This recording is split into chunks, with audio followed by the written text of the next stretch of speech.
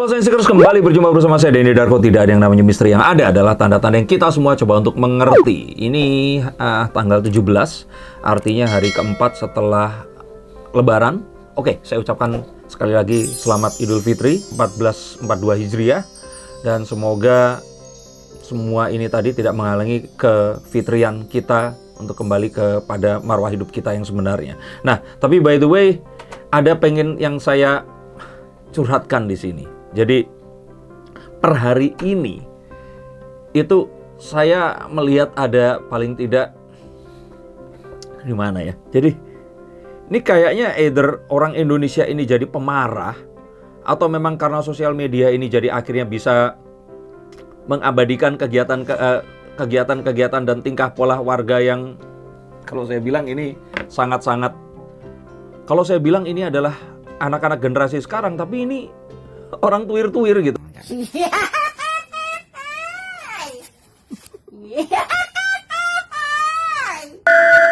Maksudnya yang sudah berusia gitu. Sampai akhirnya dibuat ada meme seperti ini. Cewek yang kamu suka ini teteh-teteh di Bandung yang marah-marah di mobil ngangkat kakinya, inget? Terus ibunya ini ibu yang di Bogor yang pakai kacamata marah-marah gara-gara disekat juga perjalanan. Benar Pak, ya. Pemerintah suaminya atau siapapun itu. Jelaskan aturannya. Dan ini ibu-ibu yang kemudian menerima paket terus dia marah-marah juga. Yang kayaknya isinya orang marah-marah gitu semua gitu loh, yang saya jadi heran, ini lagi tren atau lagi seperti apa sih? Dan pasti kalian semua juga heran kan kenapa ini terjadi. Dan saya kayaknya punya 10 teori yang benar atau enggak, kita langsung akan lihat di tayangan ini nanti menggunakan kartu saya. Dan ini adalah cara agar kita nggak jadi kayak mereka. Kalian jangan ketawain, karena bisa jadi kita kemudian jadi salah satu dari mereka. Kita nggak sadar loh, tiba-tiba melakukan itu, terus tiba-tiba video kita sudah viral kemana-mana. Oke, nggak pakai lama, ini adalah 10 kartu yang saya pikir ini harus kita waspadai dan menyebabkan hal seperti itu terjadi. Yang pertama adalah orang itu jadi ngotot. Orang itu jadi merasa paling benar sendiri. Hidup ini jadi kayak hitam dan putih. Nggak ada warna yang lainnya, nggak ada gradasi di warna itu tadi. Bener banget. Ini artinya apa? Terkutuk, terpolarisasi. Nah, kalau kalian mulai dengar kata-kata terpolarisasi itu adalah karena itu tadi. Ada satu cerita di mana anak masih TK harus nanya ke temennya agamanya apa untuk mau ikut bermain. Oke, bisa jadi terus kemudian itu sebuah kebohongan karena ada yang bilang kalau ini narasi yang diciptakan untuk memojokkan satu agama tertentu gitu. Tapi kalau menurut saya sih, kalau nggak kejadian atau nggak pernah kejadian sama sekali, orang kan nggak akan kepikir ya hal seperti itu terjadi. Nah, ini adalah satu hal yang penting banget. Atau kos-kosan yang khusus muslim. Oke, mungkin dulu ada, tapi karena sekarang ini sosial media, tapi ya jadi pertanyaan kan, kenapa harus seperti itu gitu. Kenapa harus menunjukkan itu secara terang-terangan? Kan kita dulu diajarkan untuk segala sesuatu yang berhubungan dengan sara itu harus kita sembunyikan karena berpotensi untuk terjadi hal seperti sekarang ini. Sehingga polarisasi ini sepertinya semakin meningkat. Kalau seandainya kita boleh nyalain orang, ya kita salahin satu orang yang pertama kali bikin narasi di Pilkada DKI, itu udah satu orang itu. Oke, secara personal saya juga menyalahkan dia. Silakan kalau yang lain nggak menyalahkan, saya menyalahkan dia. Yang mempergunakan cara politik di luar negeri ini tadi untuk dipergunakan di Indonesia. Mungkin luar negeri orang lebih pintar, di Indonesia langsung dimakan mentah-mentah. Sampai yang kalau memilih A, maka ini haram disolati. Oke, jadi kepada Mas yang saya nggak kenal sama Masnya, tapi saya kenal sama istrinya, aduh saya sangat sayangkan karena saya masih menganggap beliau yang menyebabkan ini semua terjadi. Jadi harapannya ini semua sebenarnya bisa mulai hilang dan polarisasi ini muncul karena hal-hal seperti ini tadi, dan memang akhirnya ditambah dengan hal-hal yang lainnya seperti sosial media dan yang lainnya. Dan kalau boleh saya bilang, ini mungkin berhubungan juga dengan sesuatu yang lebih jelas lagi, yaitu internet bubble filter. Saat seseorang ini terpapar hanya ke sesuatu yang mereka sukai.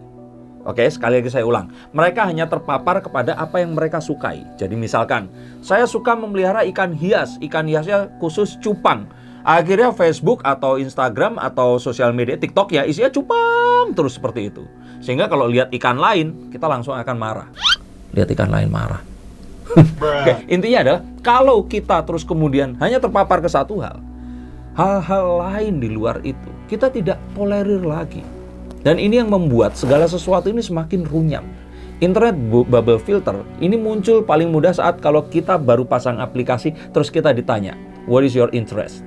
Dan kita terus kemudian memilih arts, apa dan sebagainya. Akhirnya kita hanya melihat ke itu tadi. Ya kalau itu ya wes lah ya, memang karena di zaman sekarang segala sesuatu itu banyak dan kita harus fokus, kalau enggak pakai datanya habis. Oke, tapi saat kita misalkan di arts ya misalkan, kita hanya sering menonton orang menari. Akhirnya apa? Si algoritma komputer yang ada di dalam handphone kita itu mempelajari apa yang kita suka dan hanya menyuplai apa yang kita suka. Artinya, resistensi kita terhadap hal di luar itu akan semakin tebal. Dan itu akan terjadi saat kita melihat orang lain dan kita nggak suka dan menganggap diri kita lebih baik daripada orang lain itu tadi. Hati-hati. Saat semua perasaan itu muncul, artinya kita semua sudah terpapar oleh internet bubble filter dan sudah terpolar oleh pendapat yang kita anggap benar. Hati-hati sekali akan dua hal ini tadi. Dan ini semua adalah penyebab hal seperti itu tadi terjadi. Saya yakin orang-orang yang disekat itu pasti anti pemerintah. Pasti mereka adalah orang-orang yang menyalahkan orang-orang ini tadi. Kenapa harus menyekat seperti ini? Atau nggak percaya COVID? Sinting kan? Sebelum ada orang terdekat kalian meninggal, kalian nggak akan pernah percaya pada COVID. Oke? Dan yang saya lihat lagi di sini adalah, nah, the King of Swords.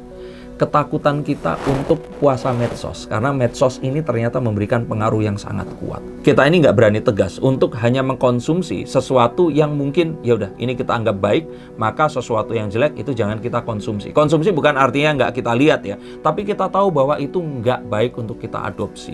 Misalkan ada seorang artis yang dia terkenal karena kata-katanya yang memang vulgar. Ya kita lihat saja, ya sudah kalau dia melakukan itu silahkan. Tapi jangan adopsi itu ke kehidupan kita. Dan kita melakukan hal itu tadi. Karena belum tentu aslinya dia seperti itu.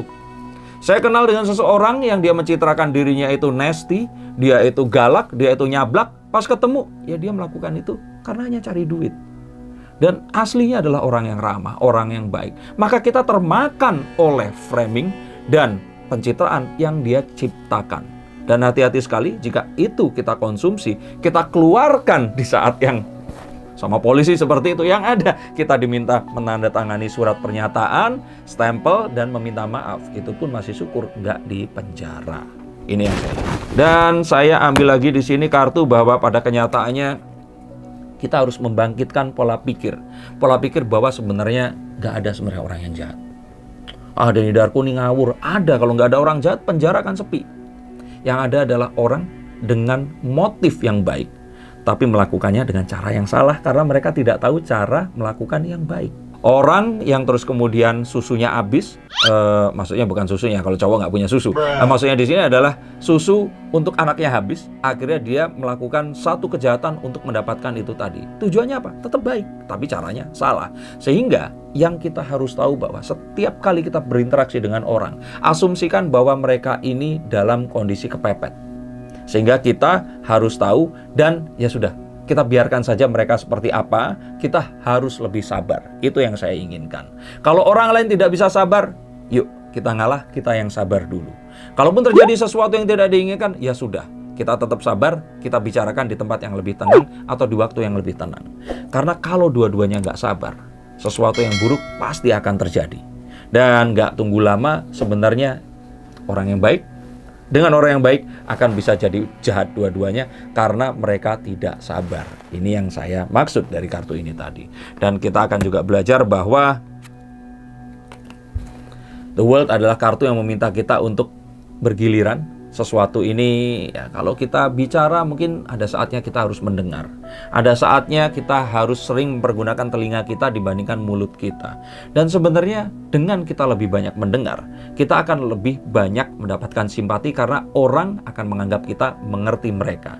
Sehingga cara untuk menghindari agar tidak menjadi si orang-orang yang ada di video saya ini tadi adalah dengan cara kita sabar dan mendengarkan apa yang mereka inginkan. Karena pasti ada cara yang baik, tetap baik untuk bisa mewujudkan apa yang mereka inginkan tanpa harus melanggar apapun yang kita jadikan nilai dalam kehidupan kita. Dan kita belajar lagi bahwa sebenarnya walaupun hal-hal yang kita lihat ini tidak kita sukai, tidak kita anggap sesuai dengan apa yang kita inginkan, tapi kita coba serap saja. Kita coba untuk mengerti bahwa saya pun yang mungkin menyukai A, saya kadang-kadang ikut satu grup yang terus kemudian ternyata itu menyuarakan B atau tidak menyukai A. Dan it's no problem, sepanjang saya tetap mengambil nilai positif yang ada. Karena apapun ini adalah sesuatu yang akan buruk jika ini dibiarkan tetap terjadi. Contoh yang paling sederhana adalah saat meninggalnya salah satu ustadz, Tengku Zulkarnain, menjelang Ramadan kemarin. Saat almarhum meninggal, terus kemudian orang-orang yang mendukung Ahok itu berusaha untuk menyampaikan bahwa orang-orang ini adalah orang-orang menerima azab dan sebagainya. Yang saya pikir itu juga nggak pantas. Saat seseorang sudah meninggal, itu adalah satu kemalangan, apapun itu adalah satu hal yang tidak baik untuk dia dan keluarganya. Dan keluarga yang merasa kehilangan pasti nggak ingin membaca hal seperti itu. Dan terus kemudian berganti saat almarhum Brigaldo Sinaga meninggal dunia, orang-orang yang tadinya ini kehilangan Ustadz Tengku Zulkarnain ini berbalik untuk menyerang dan berusaha untuk mentertawakan hal ini. Dan terus kemudian ini semua nggak pernah selesai.